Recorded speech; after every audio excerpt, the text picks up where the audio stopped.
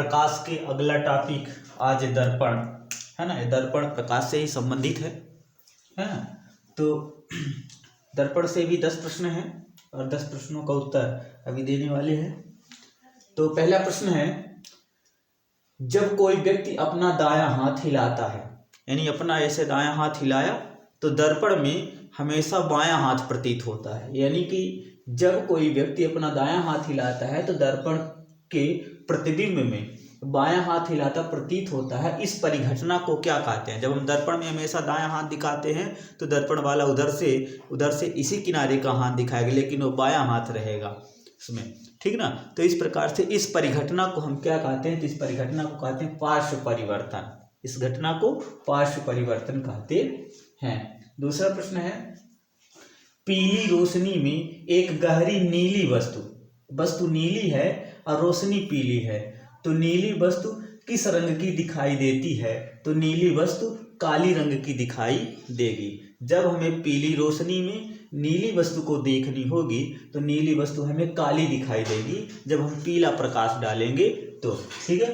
तीसरा प्रश्न, दो समांतर दर्पणों के मध्य रखी वस्तु के कितने प्रतिबिंब निर्मित होते हैं? दो समांतर दर्पण इस प्रकार से, एक इधर और एक इधर, ऐसे है ना। ये समांतर दर्पण रखे हों और उसके बीच एक कोई वस्तु रखी हो। जब उस वस्तु का हम प्रतिबिंब देखेंगे तो अनंत प्रतिबिंब दिखाई देंगे, क्योंकि इसमें परावर्तित होकर अनेक प्रतिबिंब दिखेंगे, है ना। तो इसको अनंत कहेंगे कि अनंत प्रतिबिंब बनते दिखाई देंगे। चौथा प्रश्न, यदि किसी चश्मे के पावर, यानी चश्मे के लेंस के पावर, यदि किसी चश्मे के लेंस के पावर, है ना, चश्मे के लेंस, यहाँ लेंस लिख लेते हैं, लेंस के पावर +2 डायोप्टर है तो इसके फोकस की दूरी क्या होगी? तो इसकी फोकस की दूरी 0.5 होगी, है ना। इसकी फोकस की दूरी क्या हो जाएगी?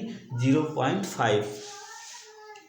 फिर पांचवा प्रश्न, किसी व्यक्ति का पूरा प्रतिबिंब देखने के लिए एक दर्पण की न्यूनतम ऊंचाई कितनी होनी चाहिए? हमें किसी दर्पण में यदि अपना पूरा प्रतिबिंब देखना है तो दर्पण की ऊंचाई कितनी होनी चाहिए, दर्पण की लंबाई कितनी होनी चाहिए? तो दर्पण अपनी लंबाई का आधा रहेगा तो पूरा प्रतिबिंब देखा जा सकता है। इसका उत्तर हो जाएगा व्यक्ति की लंबाई का आधी, है ना। व्यक्ति की लंबाई की आधी, है ना। जो दर्पण होगा तो व्यक्ति जितना लंबा है उससे आधे लंबाई का दर्पण होना चाहिए, तब पूरी लंबाई देखी जा सकती है।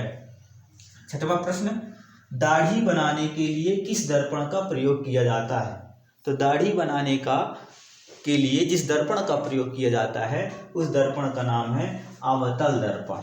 अवतल दर्पण का प्रयोग करके हम दाढ़ी बना सकते हैं, ठीक है।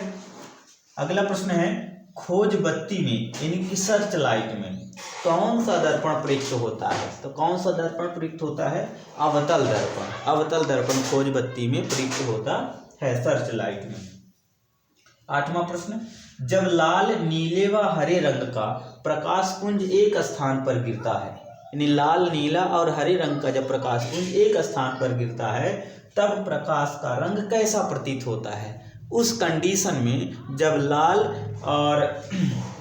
नीला और हरा रंग को जब एक साथ गिरा दिया जाए एक प्रकाश पुंज के जरिए, तो वहां पर जो प्रकाश का रंग होगा तो क्या होगा? सफेद रंग का प्रकाश होगा, है ना। 9वां प्रश्न, सर्वप्रथम प्रकाश का वेग मापने का श्रेय किस वैज्ञानिक को जाता है? प्रकाश का वेग मापने का श्रेय किस वैज्ञानिक को जाता है? रोमर को, ठीक है।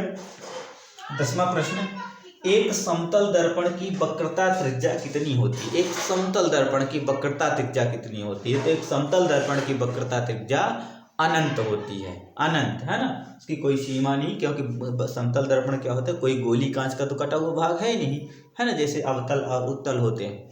इस प्रकार से समतल होता है, इसकी वक्रता केंद्र क्या होता है? वक्रता त्रिज्या अनंत होती है, ठीक है। धन्यवाद।